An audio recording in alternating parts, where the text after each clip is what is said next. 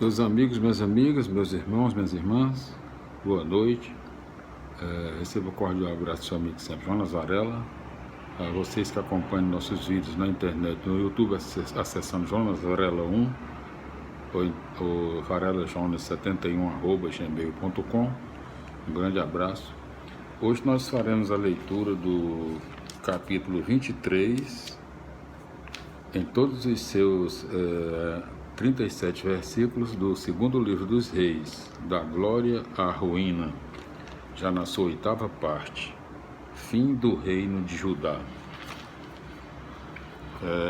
Primeiro tópico: o Deuteronômio se torna lei de Estado. O rei convocou todos os anciãos de Judá e Jerusalém para uma reunião, depois subiu para o templo de Javé com todos os homens de Judá e todos os seus habitantes e todos os habitantes de Jerusalém, sacerdotes, profetas e todo o povo, adultos e crianças. Leu para eles as palavras do livro da aliança encontrado no templo de Javé. De pé sobre o estrado, o rei concluiu diante de Javé a aliança para seguir a Javé, obedecendo a seus mandamentos, testemunhos e estatutos, com todo o coração e com toda a alma, cumprindo todas as palavras dessa aliança escritas nesse livro, e todo o povo aderiu à aliança. Segundo tópico: refazendo a identidade do povo. O rei ordenou ao sumo sacerdote Elcias, aos sacerdotes de segunda ordem e aos guardas da porta, que tirassem do santuário de Javé todos os objetos feitos para o culto de Baal, do ídolo Aserá e de todo o exército do céu. Os objetos foram queimados fora de Jerusalém, nos campos de Cedron, e suas cinzas foram levadas para Betel.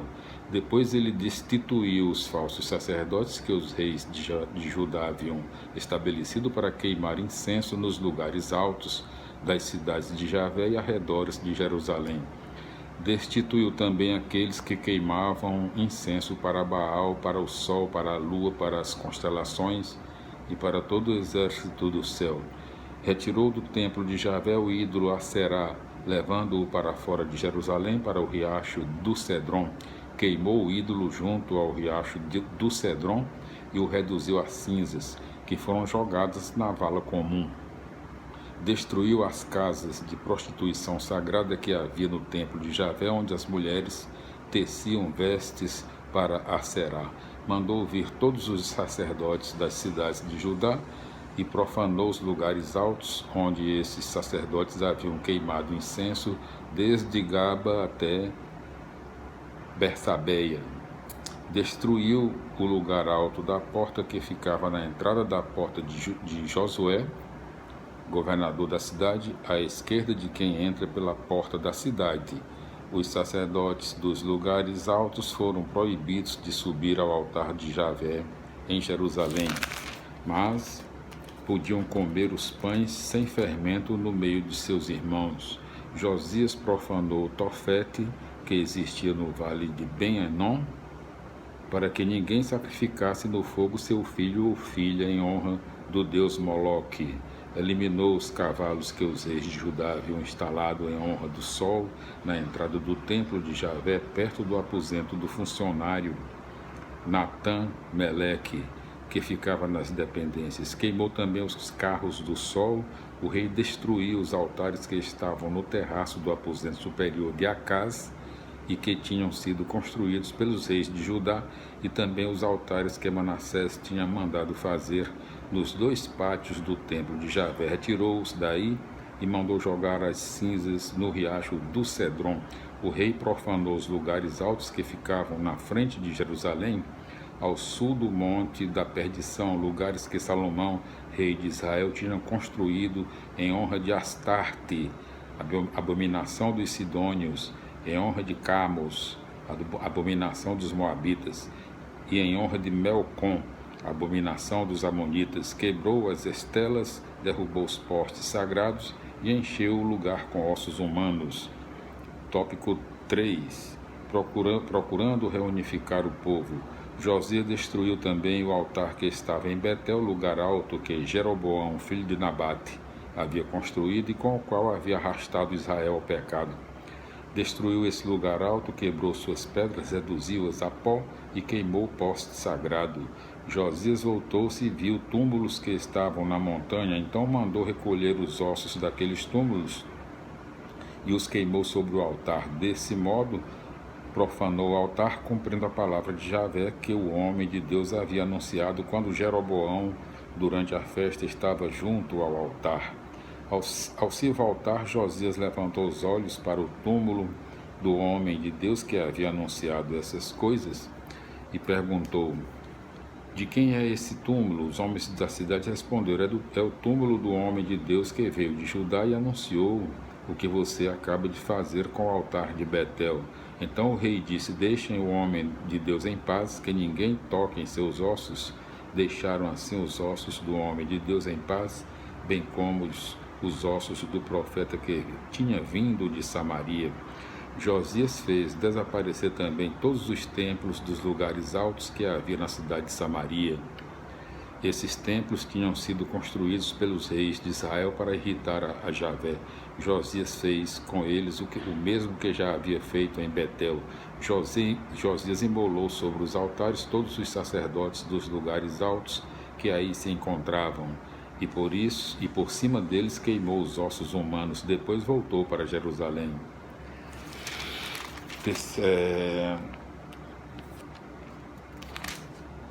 Terceiro tópico.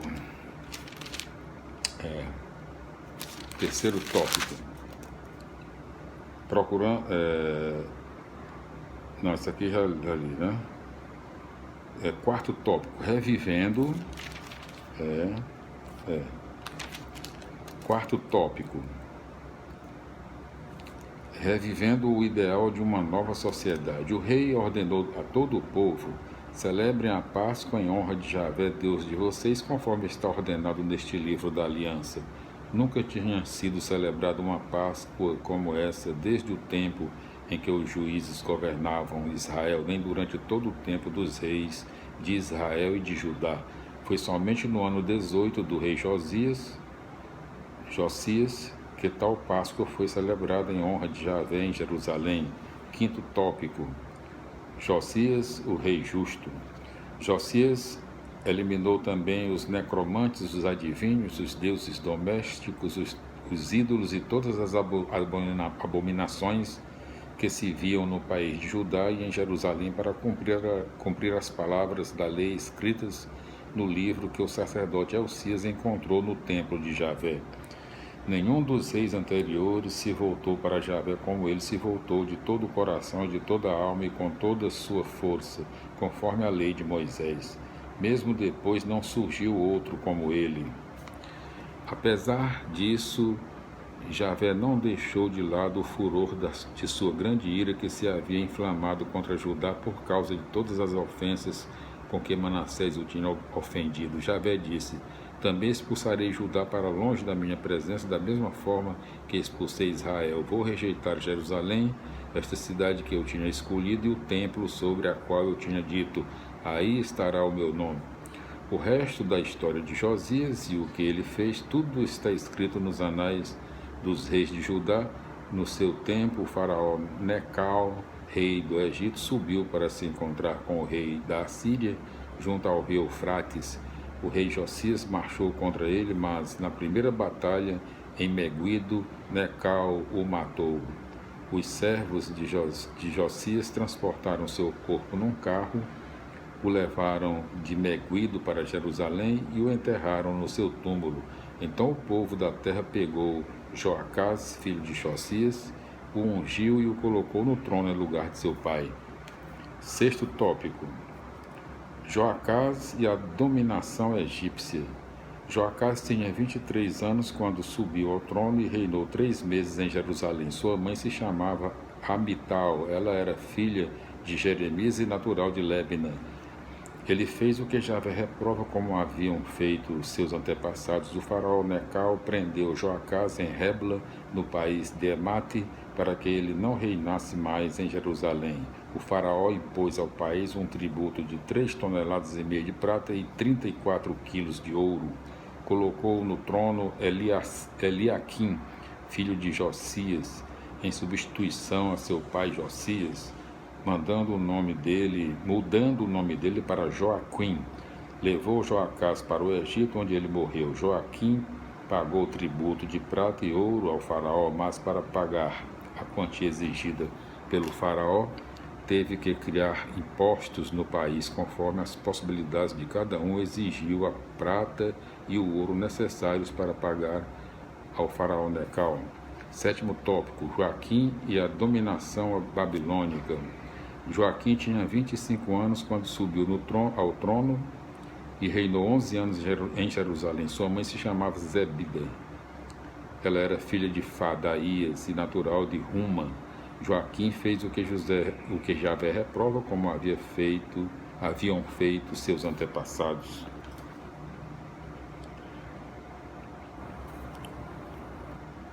Muda a política internacional, o Império da Babilônia se apodera do Oriente Médio e o reino de Judá se torna vassalo dos babilônios. A tentativa de reforma prepara a fulminante ruína de Judá sobre o comportamento de Joaquim, conforme também em Jeremias 22, 13 a 19. Então, aqui nós concluímos,